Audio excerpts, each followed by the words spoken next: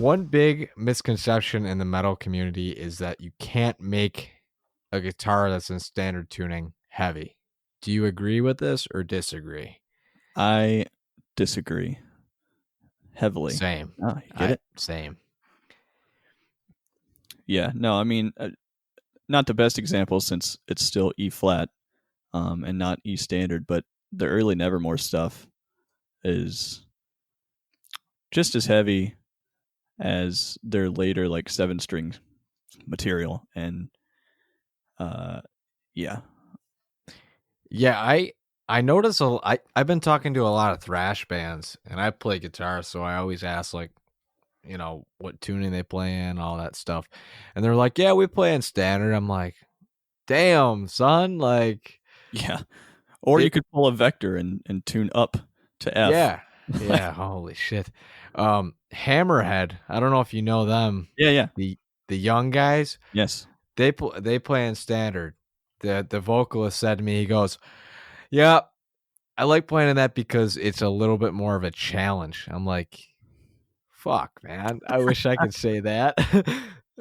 But I like, especially for thrash, this is my personal take on it, I guess. But for thrash and thrash adjacent stylings, I think it does work better to, maybe not better, but the lower you tune, the lower it's going to be, and it'll be just the fundamental of the note will be maybe less conducive to like fast, thrashy right hand work. Won't be as clear or as tight or as concise, percussive sounding as one might desire. Right. Where do you tend to stick in, like, with all your projects? Which tuning? Yeah. I use D standard for Paladin. Gotcha. And sometimes drop C, just because I do like the sound of it being a little lower than standard. But I don't like below even C that's where it kind of starts to get a mushy. little too mushy for me. And there was a bit where me and Alex, the other guitarist in Paladin, we had like a little project that we were working on years before Paladin, and we tuned to C sharp standard for that, which was interesting. But yeah, D is kind of the sweet spot for me, and I don't know if it's just because I listen to a lot of bands that tune to D, like Symphony X and Children of Bodom. But sweet, I've seen Children of Bodom twice. Super good. Yeah, I've seen them twice as well. Super good. For him being a small guy, he can like belch out probably the heaviest vocals like I can think of. So, hell yeah. Would you consider yourself a better composer or performer? Oh boy. I'm going to go with option 3 and just say guitarist. I think I'm better as just playing the guitar. I think that's my strongest attribute or whatever. I would composing is tricky for me. I can't really sit down and write a song so easily. I mean, I guess I could force myself to. Well, I do have to sometimes force myself to just sit down and kind of get into the writing mode. The drummer's like, dude, you can't come here and bring no riffs. Yeah. So, and it's weird because I prefer. It's kind of hard for me to write with other people too, especially in like a jamming environment. It just doesn't work for me most of the time. Every once every fucking Blue Moon or something, I'll find a person that I can sort of riff with or off of, and it works well. Right. But even then, still for actual songwriting, I kind of like to just be in my own head and work. So how within do that you realm. actually, if you say don't like sit in front of a computer and do it, do you rehearse with a drummer and write that way, or? Oh no, I do sit in front of a computer and do it. Oh, okay. Yeah. I got you. What else was I going to say? Something else. Oh, it must not have been that important. It's all right. I saw you were jamming on the acoustic earlier, man. I was. When are you starting a solo project? Probably never. Not a huge fan. Just covers once in a while. I do. Well, I play covers for a living, or I mean, normally. Now I don't play anything anywhere because there's a pandemic.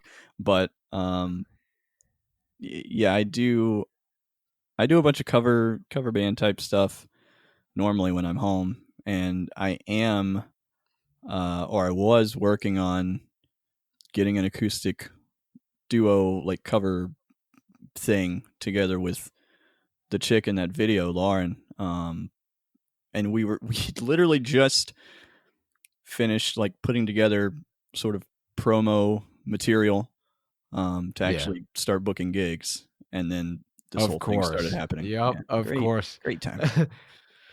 Yeah, I mean, it's funny because when I was in high school, this kid always used to say to me, he's like, dude, you're never going to make money playing in a fucking metal band. Like, you ought to just play in a cover band. I'm like, you're right. But at the same time, like, fuck that.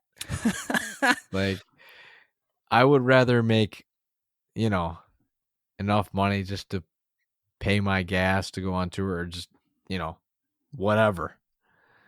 Playing fucking other people's music sucks. See, I like it. I like, I mean, I started playing guitar just because I wanted to.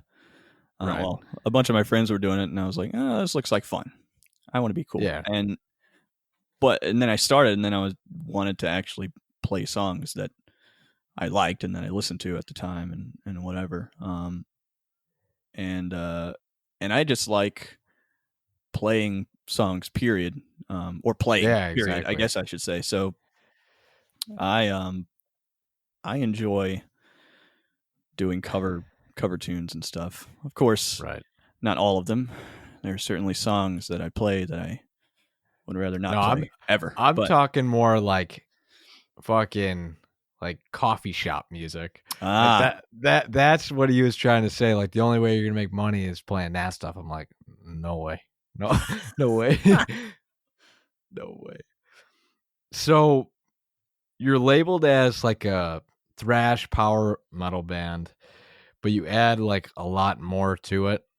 I hear more, well, like a tad bit of like death metal. Do you agree with that? And do you think there's other elements that you guys don't have like labeled? I think for me it's like three main styles that are kind of melded together, which is thrash and power and mellow death. Hell yeah.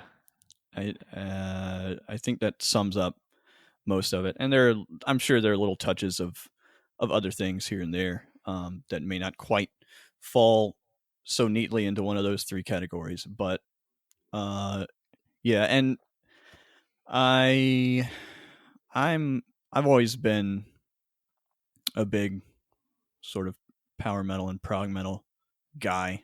I like the more melodic styles and subgenres, and I like thrashy guitar parts. I've never really listened to that much thrash metal, though. I haven't gone into that rabbit hole Gotcha. as much as I probably should have or people think I have. And a lot of these songs were sort of written as melodeath songs. because I was in a like thrashy melodic death metal band at Yeah. the time Are when I was writing them. no, So are you still like touring with Arsis? um I I would if Right. if they were to ask me to. No, I haven't. They haven't really been doing too much as far as I know. I met up with James Malone, the big mastermind boy. Yes, the Back mastermind. back in when was that? I don't know, like the end of last year or something. He was just driving through Atlanta, where I am, on the way to Virginia to see his mom, I think, and to like do some whatever. He stopped by, and we were catching up, and I asked him if there was any Arsa stuff on the horizon, potentially, or like definitely, and he was like, not really. Right. So I Damn. was like, okay. Which I mean, I guess they've always kind of been like that, or at least for the past several years.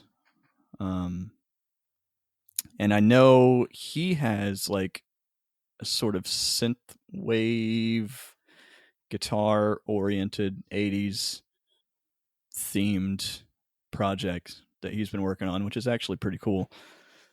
Yeah, I noticed he was in like 2 projects or something like that. Yeah, it's funny. Obviously, Arsis is his main thing and has been for, whenever it was conceived.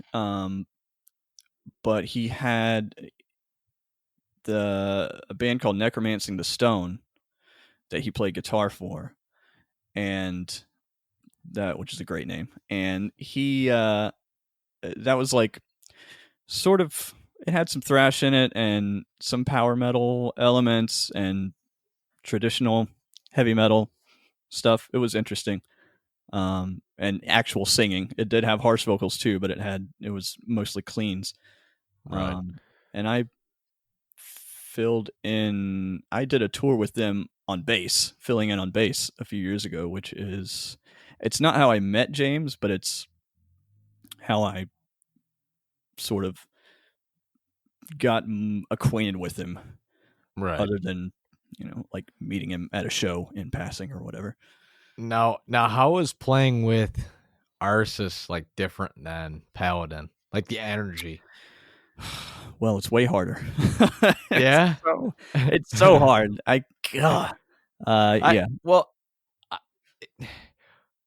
I was gonna ask you how the hell you do vocals and play guitar at the same time. Like I've tried it, can't do it.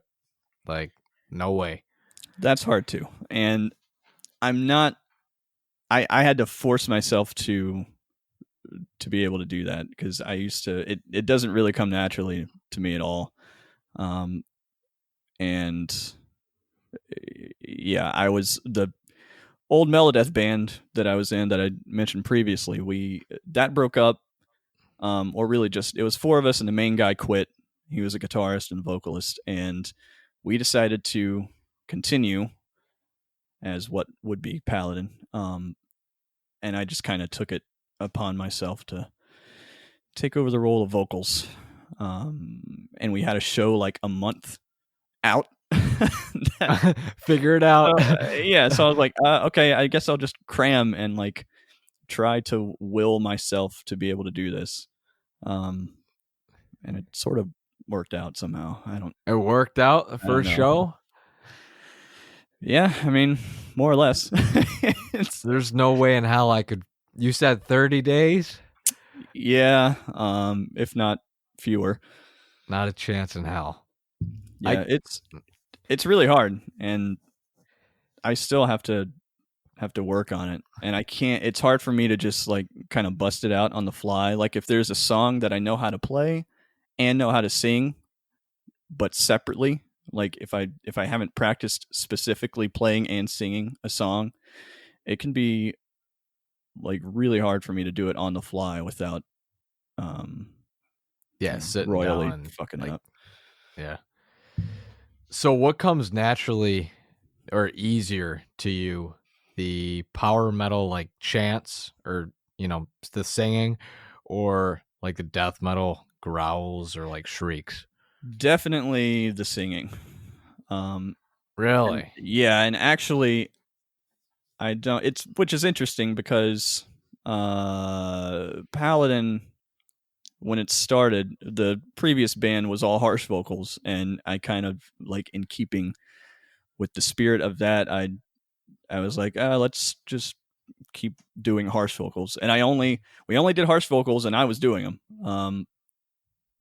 And then later on, I decided, I like singing, and I like hearing things be sung, so Yeah. maybe I'll work some of that in too. But singing is definitely easier for me. I don't even do harsh vocals live anymore, except for one song, um, just because our CD release show, I had like really bad allergies uh, the week leading up to it, and my voice was gone for at least a couple days. So I was getting really nervous, and thankfully it came back like the day before, the day of, or something. But I wasn't at 100%. So I was like, I know if I try to do any harsh vocals, it will Yeah. that'll be it. Singing. My voice will be Yeah, the gone. singing's done. Yeah. So now our bass player Andy was able to. He was like, yeah, I can do them. I'll do them. And he did. And then from there on out, I've been like, Do that yeah. for me, would you? If you want to do that all the time, then it's yours. Yeah. I don't know how vocalists can do the same thing. Like, I just know when you're screaming, your pitches they go off, like, how do I explain this? When you start screaming, your vocal cords stretch out, and then your singing just like goes out of tune naturally. And it's like there's no way to like stop it, from my knowledge. Yeah. I don't know. It's such a different technique doing harsh vocals, as opposed to just regular singing and vocalizing. And there are people that can like pull off both with no problem. Like Stu Block, when he was in Into Eternity, he was doing everything and it was fine somehow. And the thing for me is I don't like, I can do the growls and the screams pretty easily in a studio environment. But I sing a lot louder than I do harsh vocals. And when you're playing live, you're pretty much always gonna oversing just because you're you got the adrenaline going and everything's loud, and you'll never have a good mix that you're totally happy with, especially as a singer. So I overexert myself singing and doing harsh vocals, and it's really bad when when you do it with harsh vocals, because it fucks up your throat a lot more and a lot more quickly. And on top of that, you got like a 20-day tour ahead of you. Right. Yeah. And first day.